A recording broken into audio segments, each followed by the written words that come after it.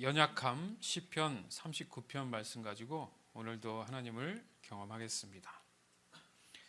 내가 연약하다는 것을 내 스스로 인정할 수 있을까? 나의 연약함이 부끄럽거나 자존심 상해하지 않을까? 내가 연약하다는 것을 사람들 앞에 인정할 수 있을까? 한치 앞을 볼 수 없다는 그 이유만으로도 나는 연약하다라는 존재를 받아들일 수 있을까? 히브리서 4장 15절 말씀. 우리에게 있는 대제사장은 우리의 연약함을 동정하지 못하실 리가 아니요 모든 일에 우리와 똑같이 시험을 받으시니로되 죄는 없으시니라. 아멘. 아멘. 여러분 잘 아시는 한 시대의 정복자 알렉산더 대왕이 있습니다. 알렉산더 대왕이 한낱 모기에 물려서 사망한 사실을 아십니까? 어이없게도 인간은 참 연약하고 나약합니다. 또 잘 알고 있는 엘리야 같은 경우도 갈멜산에서 하나님의 놀라운 능력을 경험한 사람이에요. 그럼에도 불구하고 로뎀나무 아래서 생사를 고민했습니다. 이 또한 어이없이 인간은 참 연약하고 나약하다라는 것을 우리는 알 수 있습니다. 그러니까 사람이 자꾸 강해지려고 하는 것은 그 연약함을 지키기 위한 거예요. 그래서 사람들마다 정도의 차이는 있지만 그 연약함의 어떤 내용들이 강함으로 감춰지면서 그냥 높낮이 정도의 그런 차이는 보이는 겁니다. 그러나 결론은 각각에 대한 정도의 차이일 뿐이지 모든 사람이 다 연약하다라는 거예요. 가장 결정적인 것은 그 누구도 아무리 강한다 할지라도 죽음을 넘어서지는 못한다는 겁니다. 사실 사람의 연약함은 육체적인 것도 있겠지만은 근극적인 연약함의 근본은 마음에 있다라는 겁니다. 왜냐하면 아무리 신체가 불편해도 일반적인 사람 못지않게 많은 일들을 감당하는 사람들이 있습니다. 그들은 자신의 연약함을 극복하기 위해서 마음으로부터 먼저 극복을 시작했다라는 거예요. 반면에 모든 면에서 육체적 문제 없이 건강한 사람들도 삶에서 심각한 연약함들로 자신을 더욱 힘들게 하는 경우도 많다라는 겁니다. 이렇든 저렇든 간에 우리 모두는 연약함이 충만한 사람들이라는 것을 인정해야 된다는 거예요. 그래서 우리 모두는 사랑의 대상이지 경쟁의 대상이 아니라는 거예요. 도리어 그 경쟁으로 인해서 결국 연약함이 더욱 연약함을 더해주는 그런 부작용이 속출하는 결과를 가지고 왔다라는 겁니다. 하지만 신비로운 것은 사람들은 보이지 않는 어떤 창조성으로 우리가 지금 누리고 있는 문화를 발전시켜 왔다는 것 또한 우리는 인정을 해야 돼요. 하지만 이 신비로운 것은 사람들이 보이지 않는 그런 창조성 안에서 무언가 끊임없이 만들어내는 그런 놀라운 모습들을 우리가 보면서 우리는 놀라운 창조물들이구나라는 사실 또한 우리는 알게 됩니다. 하지만 그 창조성에도 불구하고 한계를 가지는 사람들의 그 연약함을 인정할 수밖에 없다면 그 연약함을 뭔가에 도움이 있어야 된다는 그 절실함 또한 우리는 생각할 수밖에 없습니다. 이 사실을 알고 계신 하나님이 우리에게 성령을 보내주셨습니다. 로마서 8장 26절에서 27절.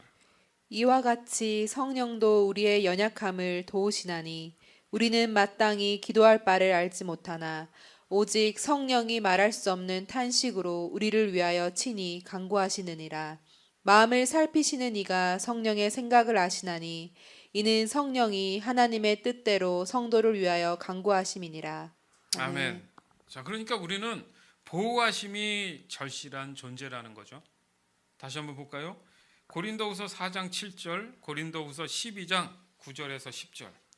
우리가 이 보배를 질그릇에 가졌으니 이는 심히 큰 능력은 하나님께 있고 우리에게 있지 아니함을 알게 하려 함이라. 나에게 이르시기를 내 은혜가 내게 족하도다. 이는 내 능력이 약한 데서 온전하여짐이라 하신지라. 그러므로 도리어 크게 기뻐함으로 나의 여러 약한 것들에 대하여 자랑하리니 이는 그리스도의 능력이 내게 머물게 하려 함이라. 그러므로 내가 그리스도를 위하여 약한 것들과 능욕과 궁핍과 박해와 곤고를 기뻐하노니 이는 내가 약한 그때의 강함이라. 아멘. 이는 내가 약한 그때의 강함이라. 어떻게 이렇게 될 수 있을까? 이 고민이 우리한테는 지금 굉장히 필요하다는 거예요. 여기서 우리가 얻어야 할 지혜가 바로 나의 연약함이 중요한 것이 아니라 하나님이 나와 함께 있느냐에 초점이 맞춰져야 된다는 겁니다. 나의 연약함을 한탄할 것이 아니라 그렇기 때문에 하나님이 나를 통해 일하셔야 된다는 점이에요. 우리의 신앙에 늘 찾아오는 부작용이 바로 교만입니다. 뭐냐면 결국 내 자랑이 되어버리다라는 거죠. 뭐만 좀만 잘 되면 교만해져서 내 자랑거리가 돼버린다는 거예요. 사실 근데 그 결과가 또다시 연약함으로 갈등하게 된다는 거죠. 이것이 우리가 살아가는 인생의 악순환적 반복이라는 겁니다. 이 인생의 문제에 있어서 우리는 오늘 다윗, 본문에 나오는 이 다윗의 신앙을 보는 게 매우 중요합니다. 오늘 본문은 죽음을 문전에 둔 다윗이 자신 스스로가 자신에 대한 정체성을 표현하고 있는 거예요. 시편 39편 1절에서 3절. 내가 이렇게 말했습니다. 나는 행동을 조심하고 내 혀로 죄를 짓지 않겠다. 못된 사람들이 내 주위에 있는 한 나는 입을 열지 않을 것이다. 그래서 나는 침묵하고 지냈습니다.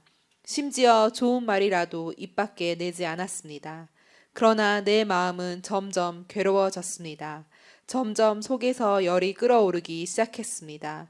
생각하면 할수록 화가 치밀어 올랐습니다. 나는 견디다 못해 말했습니다. 아멘. 아멘. 다윗 또한 그렇죠. 어떤 갈등이 있었다는 얘기죠. 그게 연약함이라는 얘기인데 다윗은 진리이신 하나님의 말씀에 순종하는 것에 몸부림치며 살았던 사람이에요. 그가 이런 고백을 할 정도면 그 당시 다윗의 그 환경이 너무나도 인간적으로 견디기 힘든 상황이었다라는 겁니다. 아무리 왕이었지만 이제 죽음을 앞에 둔 인생의 뒤안길에서 봤을 때 인간의 삶은 연약하면서도 그것을 행여나 알면서도 바둥바둥거리며 자신의 유익을 추구하기 위해 수단과 방법을 가리지 않는 그런 추한 모습들에서 허무와 덧없는 그 인생을 인정하게 되더라는 겁니다. 그러나 다윗은 이 연약함에서 자유할 수 있게 인도하시는 분은 오직 하나님이라는 사실을 오늘 본문을 통해서 신앙으로 고백하고 있다라는 거예요. 그래서 그는 자신의 생사를 하나님께 물어보게 되는 것을 합당하다고 얘기하는 겁니다. 시편 39편 4절에서 7절. 여호와여 나의 종말과 연한이 언제까지인지 알게 하사 내가 나의 연약함을 알게 하소서. 주께서 나의 날을 한 뼘 길이만큼 되게 하심에 나의 일생이 주 앞에는 없는 것 같사오니 사람은 그가 든든히 서 있는 때에도 진실로 모두가 허사뿐이니이다. 셀라. 진실로 각 사람은 그림자같이 다니고 헛된 일로 소란하며 재물을 쌓으나 누가 거둘든지 알지 못하나이다. 주여 이제 내가 무엇을 바라리요 나의 소망은 주께 있나이다. 아멘. 주여 내가 무엇을 바라리요 나의 소망은 주께 있나이다. 이게 다윗의 결론이에요. 인생 끝자락에서 결론처럼 얘기했지만 다윗의 삶은 온통 모든 삶이다 이 고백이었다라는 겁니다. 우리가 가지고 있는 이 연약함은 세상 무엇과도 만회할 수가 없습니다. 그 연약함의 본질이 죄이기 때문에 그렇다는 얘기예요. 죄가 뭐냐? 죄는 하나님의 말씀을 믿지 않는 거예요. 다시 말해서 진리를 받아들이지 않는다는 거죠. 결국 예수님이 그리스도라는 사실을 인정하지 않는다는 겁니다. 요한복음 16장 9절에 보면 이런 말씀이 있어요. 죄에 대하여라 함은 그들이 나를 믿지 아니함이다. 여기서 나는 예수 그리스도를 얘기합니다. 그게 죄란 말이죠. 하지만 이 믿음에 대한 문제로 인해서 우리의 연약함은 회복 없는 후회로 허물을 감당해야 할 때가 온다는 것입니다. 이것은 너무나 무서운 사실이에요. 그러나 우리는 진리를 받아들여야 합니다. 진리는 곧 우리의 삶에 있어서 자유함을 주기 때문에 그렇다는 얘기예요. 요한복음 17장 17절에도 보면 그들을 진리로 거룩하게 하소서. 하나님의 말씀은 진리입니다. 이런 말씀을 예수님께서 하세요. 이 자유함은 나의 연약함에 결코 문제가 되지 않는다는 겁니다. 즉 나만을 바라보는 관점에서 진리를 바라보는 관점으로 바뀌면서 동기부여가 달라지면서 연약함에 대한 이해가 일어나기 시작했다라는 거죠. 내가 고민할 문제가 사실은 아니라는 거죠. 요한복음 17장 3절에도 보면 영생은 곧 유일하신 참 하나님과 그가 보내신 자 예수 그리스도를 아는 것이다 이렇게 표현을 하는 거예요. 그렇죠? 내가 하나님을 알고 예수님을 알면 나의 연약함을 보는 관점이 달라진다는 얘기입니다. 다윗이 이 영생에 관한 시간에 대한 갈급함이 있었다라는 거예요. 이것은 참 하나님을 알고 있었기 때문에 가능했던 겁니다. 오직 하나님을 통해 자신의 자유함이 찾아오는 것을 알고 있었다라는 거예요. 이게 중요합니다. 우리 신앙에. 내가 너무도 부족해. 너무 연약하고 나약하고 늘 실패와 실수와 그런 모습들 속에서 자신감도 잃어가고 자존감도 낮아지는 내 자신을 보면서 어떻게 도대체 이것을 극복해 나갈까? 아주 쉬운 방법이죠. 바로 하나님을 아는 거예요. 하나님을 알면 내 정체성을 찾기 때문에 그 연약한 부분이 도리어 강함으로 하나님께서 바꿔주신다는 겁니다. 그렇다면 여러분은 지금 가지고 있는 자신의 연약함들을 어떻게 극복하고 있습니까? 오늘 다윗이 했던 이 고백들처럼 날마다 진리이신 하나님의 말씀으로 그 연약함들을 대하고 있습니까? 반드시 그래야 합니다. 그러기 위해서 우리는 이 자유함의 길로 인도받고 있기 때문에 그렇습니다. 이것을 우리는 전적인 하나님의 은혜라고 하는 거예요. 할렐루야. 아멘입니다. 전적인 하나님의 은혜가 없었다면 우리는 이런 자유함의 기회가 전혀 없다라는 거예요. 그러니까 예수 그리스도를 받아들이지 못하는 그 마음 때문에 그 연약함이 결국에 가서는 후회와 허무만이 남게 된다는 거예요. 시편 39편 8절에서 11절 주님께서 내가 지은 모든 죄에서 나를 건져 주소서. 어리석은 자들이 나를 비웃지 못하게 하소서.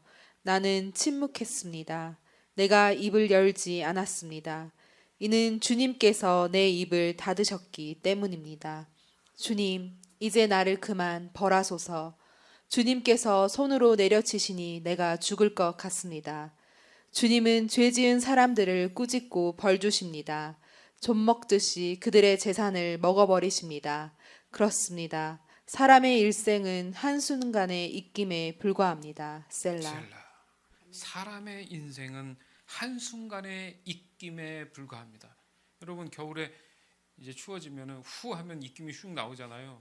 사람의 인생이 그냥 후 불면 한번 이렇게 나왔다가 흩어져서 사라지는 것 같다. 이건 다윗이 이렇게 표현하는 거예요. 어떻게 보면 허무하지 않습니까? 그 안에서 살아보겠다고 바둥바둥거리는 그런 모습들을 하나님이 봤을 때 얼마나 가슴이 안쓰러우시겠어요. 왜요? 하나님이 만드셨지 않습니까? 그냥 사라질 인생으로 보신 게 아니라 영원히 함께할 영생할 우리의 인생으로 보셨는데 사람들은 그 하나님을 깨닫지 못하기 때문에 그냥 입김처럼 사라질 수 있다라는 거예요. 그래서 하나님을 알아야 된다는 겁니다. 세상이 보는 그리스도인은 너무나 연약한 존재예요. 바보 같죠. 어리석죠. 뭐 저렇게까지 하나님께 매달려야 되나. 그러나 하나님이 보는 세상은 다릅니다. 도리어 세상에 그들이 더욱더 연약해 보이기 때문에 그렇습니다. 왜냐하면요, 그들의 죄가 더욱더 가중되기 때문에 심판을 피할 수 없는 명분이 남기 때문이에요. 나중에는 핑계댈 게 없다라는 거죠. 반면 그리스도인이라 하는 것은 선하심, 하나님의 뜻에 의한 것이기 때문에 그 선하심에 더욱 가중이 일어나기 때문에, 더 증폭되기 때문에 심판 없는 하나님의 상급이 더욱 커져만 간다는 얘기입니다. 하나님을 알아야 이게 깨달아진다는 거죠. 아멘.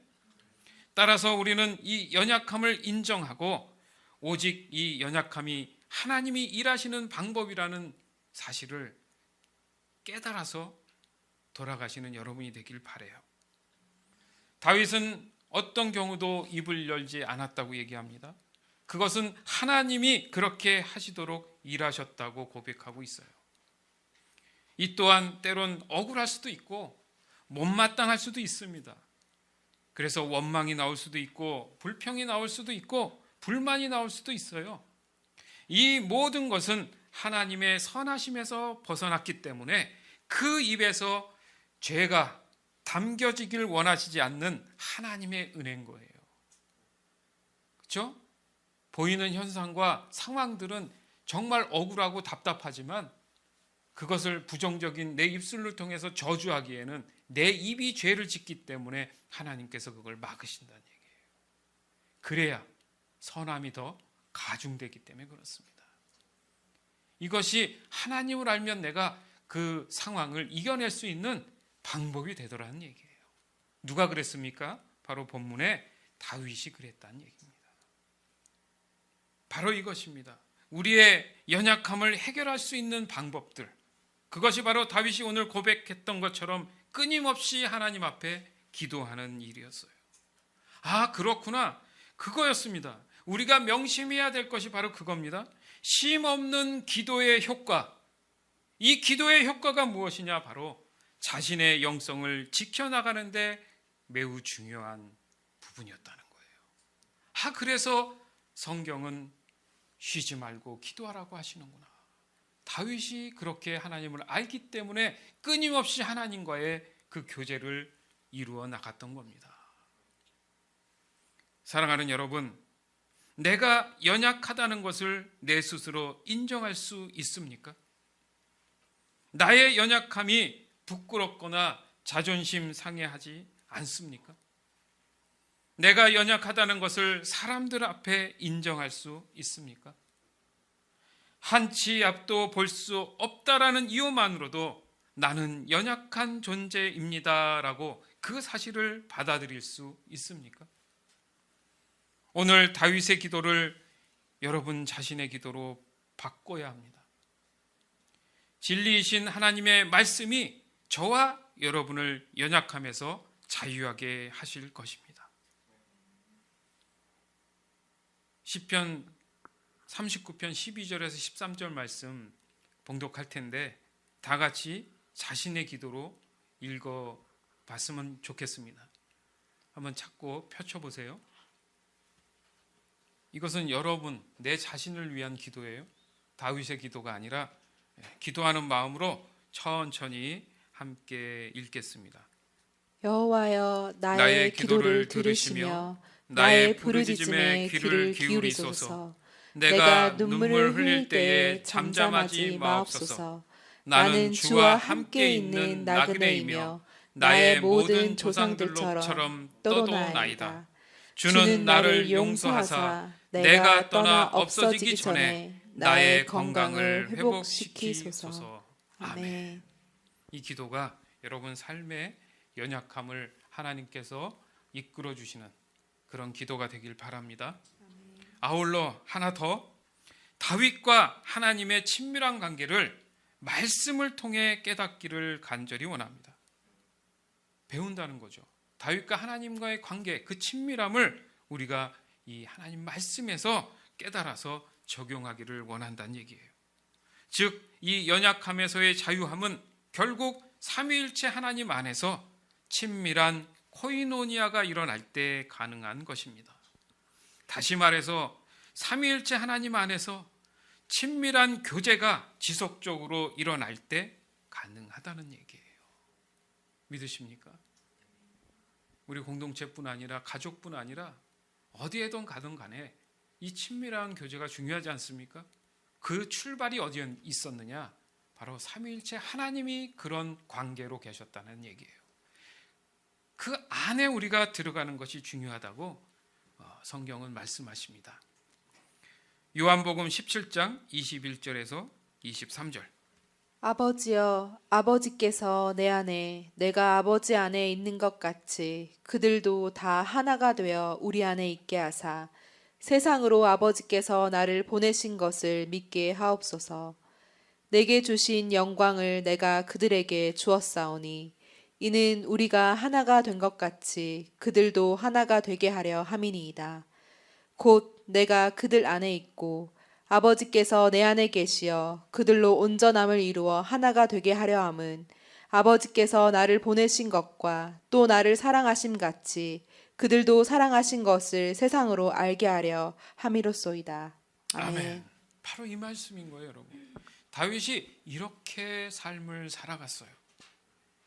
이것이 여러분 깨달아지면 여러분의 연약함이 절대 연약함으로 남지 않습니다. 오늘 이 귀한 시간을 통해서, 이 말씀을 통해서 여러분 안에 있는 고민하는 그 연약함들이 자유함을 얻는 그런 귀한 시간이 되기를 주님의 이름으로 축원합니다.